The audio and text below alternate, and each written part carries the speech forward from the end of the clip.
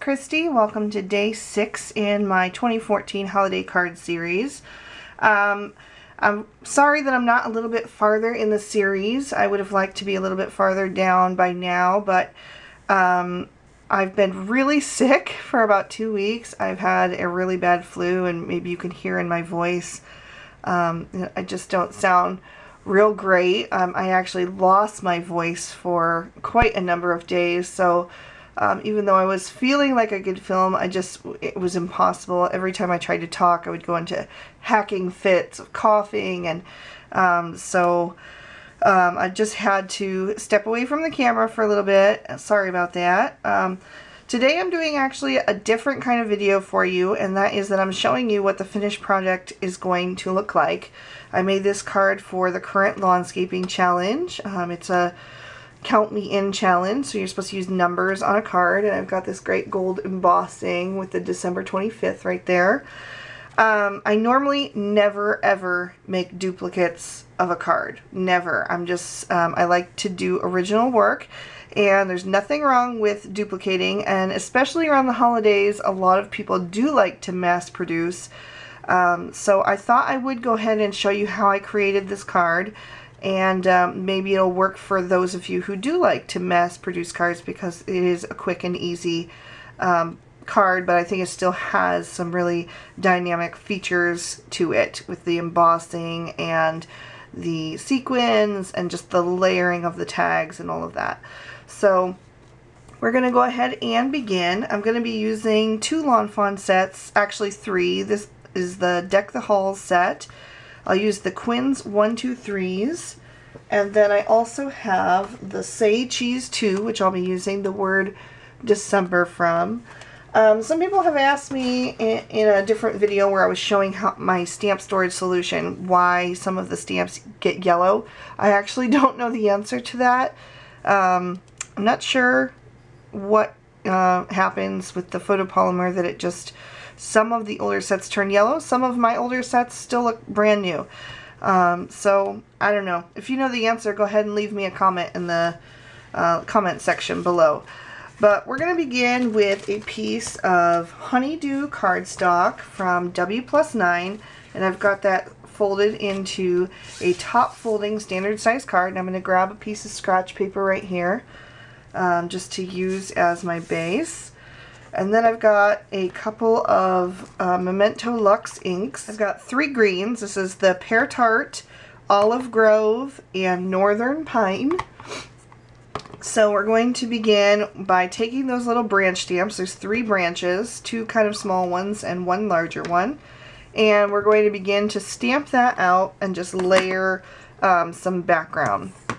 So I'm going to start with the Olive Grove here. And I'm going to take my biggest image here, this little pine bough, and I'm going to get that good and inked up. The nice thing about using these pigment inks is that they layer really well, so even though you're stamping images on top of these, you'll still be able to see them as a solid image, and you'll see that more as we continue along. So I'm just going to go ahead and continue stamping this out in different areas, giving myself a border along the left side and bottom of the card, and feel free to overlap. We want to get this kind of nice and full. Okay, so once I've got a nice base there, I can go ahead and switch to another branch and another color. Just wiping off my stamp real quick here, so I don't touch that pigment ink and transfer it to the card. So I'm going to switch to the Pear Tart, and I'm going to take the second largest branch in that image, and now I'm just going to brighten things up with this lighter color. This lighter color is going to fade a little bit into the background because it's closer to the honeydew color that we've got here, but it will just add a brightness. It's just another layer of texture and will make it really look full and nice on our card. Okay, and once I've got that color nice and filled in, and remember you can always go back and add more of a color if you decide that it doesn't look quite as full as you want. But I want to leave some room for the northern pine here. So I'm going to switch. This is going to be my darkest color. And I'm going to switch to the very small branch here. Just get that nice and inked up.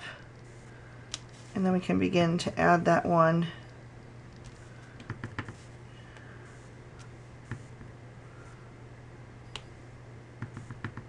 And don't worry if you get like a little mistake like that. Either you can line it up and try to stamp it again, or you can cover it up with a pine cone when we get to that stage. So I'm not too worried about it. Okay, so that's pretty nice and full. I'm going to move on to stamping our pine cones. So for those, I'm using the Rich Cocoa ink, and I've got the small one on one side of my block and the large one on the other side. So I'm just going to go ahead and begin to add some of those pine cones in where I think they would look nice. And you see how nice and full that color is. It really just layers so nicely on top of those other pigment inks. You wouldn't get quite the same look with a dye ink because the color would kind of bleed into each other a little bit more. But this pigment ink sits on top, so it really creates that nice look there. Now I'm going to switch to the larger front-facing pine cone, and for that I'm going to use Espresso Truffle, which is a shade darker than the Rich Cocoa that we just used. And I'm just going to add these a little more sparingly. So the last image we're going to take is these little berries, and we're going to take some Love Letter ink. And we're just going to add those here and there.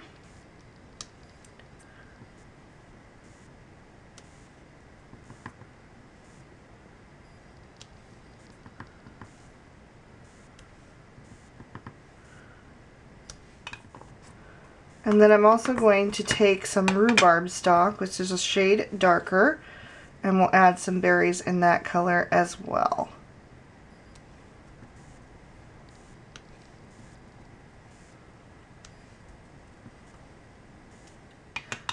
And that is it for our stamping. Alright, so to soften this corner here that we've left blank, I'm going to take my corner chomper, I'm going to take the 1/2 inch setting, and I'm just going to go ahead and round that corner.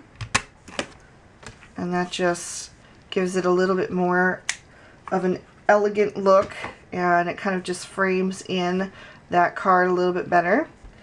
Now we're going to take a couple of die cuts, and I have used the Lawn Fawn Tag Your It dies. I've used the larger one on some Peace Joy Love paper from last year's Lawn Fawn collection, and then I've used the smaller die in that set to cut myself out a little vellum polka dot piece, and also a little wood grain pattern from Studio Calico. And I have stamped and embossed this with Ranger Detail Gold Embossing Powder. And that is, I have the December from that Save Cheese set that I've just stuck along the side, and then I've taken the 2 and the 5 from Quinn's 123s and just stamped that with some Versamark and embossed it. My embossing gun is way across the room, so I just went ahead and did that off camera for you guys. So now we're going to go ahead and layer these up. So I'm going to take our little tags here and kind of get them situated how I want them. Okay. I like the tags to be hanging a little bit off the larger tag there. Okay. And then I've got a piece of green ribbon. This is like a metallic green, and It's just from my stash. I'm sorry, I don't know where it's from. It's probably from May Arts because I usually only buy May Arts ribbon, but I'm not 100% positive. But I'm going to take my Tim Holtz Tiny Attacher and I'm going to go ahead and staple those together. Okay, now I can see that my ribbon is going to be a little bit long, so I'll take my ribbon scissors. I always recommend that you keep separate scissors for your ribbon because paper really dulls your scissors. So having a separate pair just for this will keep them nice and sharp. Now I'm going to take a bit of peppermint lawn trimmings and I'm going to go ahead and cut myself off a little piece.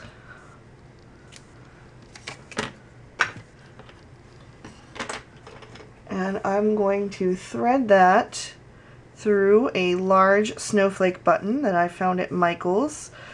This is from the Art Minds brand that they sell there every Christmas. They sell a lot of Christmas craft supplies from that brand. I actually picked these up a couple years ago, but they do still sell them. I was there the other day and I saw them there. You get a nice big bag, as you can tell. I use them on quite a lot of cards and I still have a good amount. This is how much I have left. They come in all different sizes. And like I said, I have been using them on quite a number of cards for the past couple Christmases. So I'm just going to tie that into a knot or into a bow and adjust my ends. Okay, that's going to go like that. First I'm going to grab some foam tape here. Cut myself off a piece and I'm going to put some foam tape on the back of this tag.